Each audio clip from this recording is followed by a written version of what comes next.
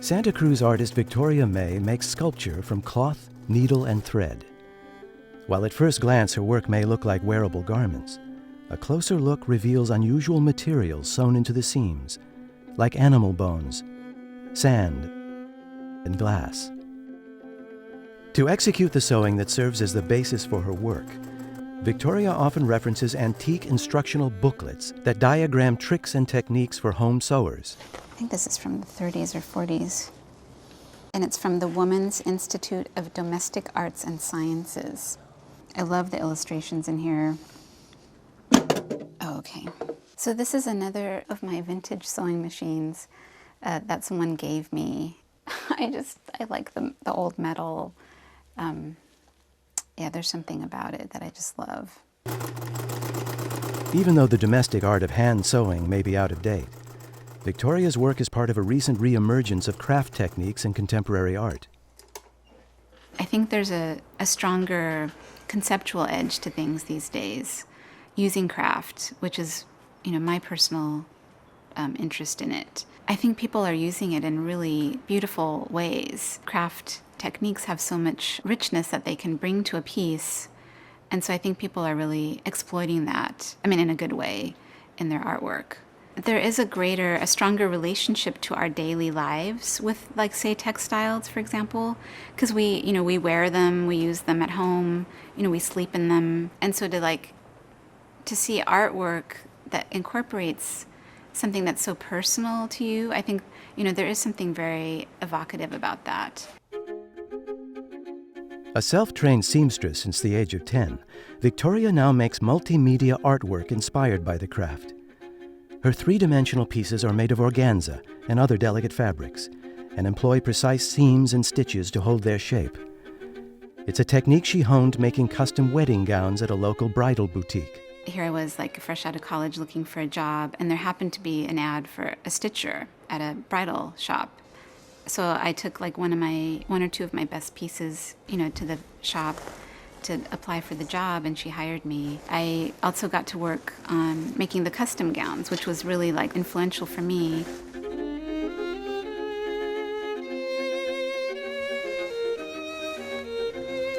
And you can see that, inside there's that princess seam, and then they just tacked it on over the top. So underneath is the structure. See, and it's even got this extra little interior armature. I would make what's called a muslin and fit it onto their body, so it's very intimate. When you take it off, then you see, oh my God, one shoulder's higher than the other, one boob's bigger than the other, one hip's, whatever. They're just all these imperfections. We have certain beliefs or intentions, and then it sort of manifests, in our lives or our bodies. And so the series of shirts or blouses was based on that idea. Instead of concealing, Victoria's garments bring to the fore the unseen emotions or life experiences of the imaginary person wearing them. The garment is just it's a regular commercial pattern that I used, and I chose it because it just seemed like a very prim, conservative type of garment that would contrast the materials that I was interested in putting inside. These are actually yam skins, and I treated them with gel medium so that they're not so brittle and they hold their shape. Because they reminded me of skin, of actual human skin. And so I liked the idea of showing a garment and both skin at the same time. Scavenging for raw materials is a big part of Victoria's creative process. Living in Santa Cruz means there's no shortage of thrift shops and yard sales to plunder. Yeah, I'll take it.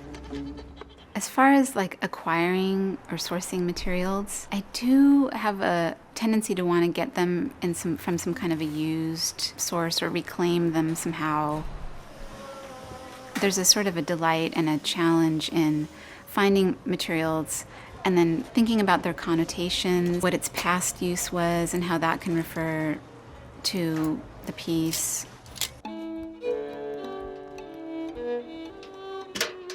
Recently, Victoria has been experimenting with burying different fabrics in dirt. She often takes advantage of the rural area she works in. Living in Santa Cruz, I love the natural beauty here. I love how small it is, that I know a lot of people in town. Sometimes I think about, well, if I did have a studio, like say in Emeryville or in San Francisco, like where would I get dirt? So I do cherish that immediacy that I have here.